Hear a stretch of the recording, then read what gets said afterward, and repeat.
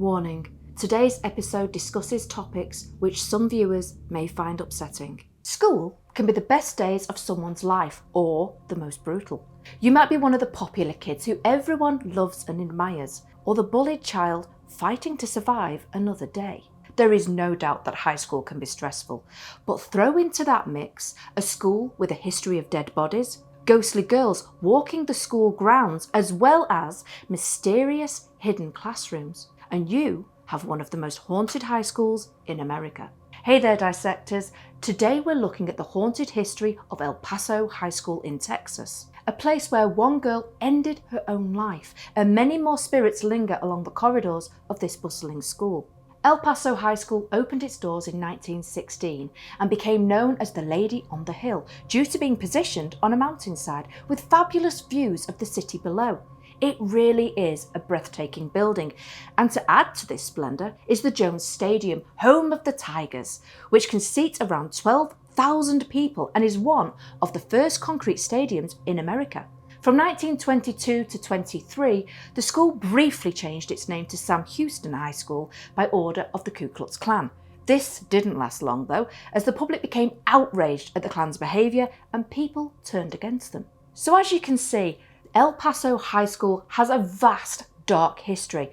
But who haunts this school, and why did this stick around even after death? Well, one of the most active spirits is said to be a young girl who killed herself in 1922. It's believed that she slit her wrists and then jumped from a balcony on the school grounds. No one knows what caused her to take such measures, but it seems it didn't bring her the peace that she desperately craved. People have seen her standing on the balcony, with others even witnessing her final moments as she jumps to her death all over again. Her spirit has been photographed many times, staring out of the windows of the school, even at night when no one is inside. The school has sectioned off this area, but some students have still managed to get behind it, either for a dare or prank, and come away terrified, regretting their decision. Apparently, a mist will suddenly appear, creeping its way along the corridor and just as quickly disappear. There has also been reports of a liquid described as being like slime, dripping from the ceiling and down the walls. Could this be ectoplasm? Another female spirit has been witnessed by students and faculty members too.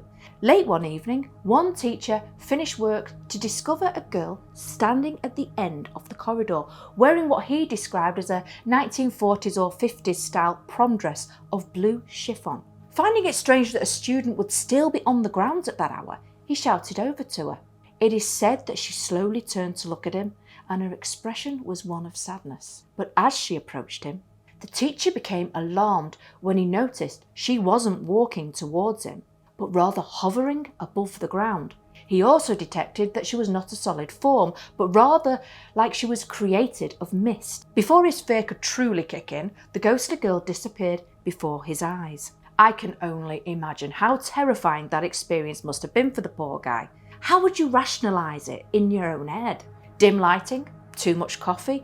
Or would you accept what your eyes and brain were telling you, that you had just witnessed a ghostly apparition? Now, many high schools thrive not only on the academic success of their students in math, science and languages, but also their sporting achievements. El Paso High School is no different, and for many jocks and cheerleaders, it can be the highlight of their lives, with crowds cheering you on and other students being envious of your popularity. This stadium has seen many things over the years, from General John J. Pershing riding his horse along the length of the field in celebration of the USA joining World War I, to being considered the birthplace of the Texas Friday Night Lights, as they hosted the first ever Friday football game here in 1928. Maybe this is why the Jones Stadium has eerie stories attached to it. There have been many reports of ghostly football players still running around the field, and the sounds of an invisible crowd cheering. People have also seen a ghostly figure sitting in the stands who will suddenly get up and walk away, vanishing before they get to the exit. But the old gymnasium, which stands near the stadium, is also a place that students and staff describe as giving off eerie vibes. In this area, people have heard the sounds of a pep rally taking place, but when they go to check it out, find nothing but an empty building with not a person in sight. Worse still is that this area is home to a poltergeist as well. Back in the 1980s, there was a basketball practice taking place. At around 6 p.m, 2 heavy-duty access doors swung open violently. Now everyone inside the gym figured it was caused by the wind outside, so dragged a sturdy wooden bench over to keep the doors closed. So imagine their horror when the bench suddenly flew across the room and the doors swung open again. Apparently, practice was cut short that evening as everyone ran for their lives. But there is something even more horrifying and strange about this area.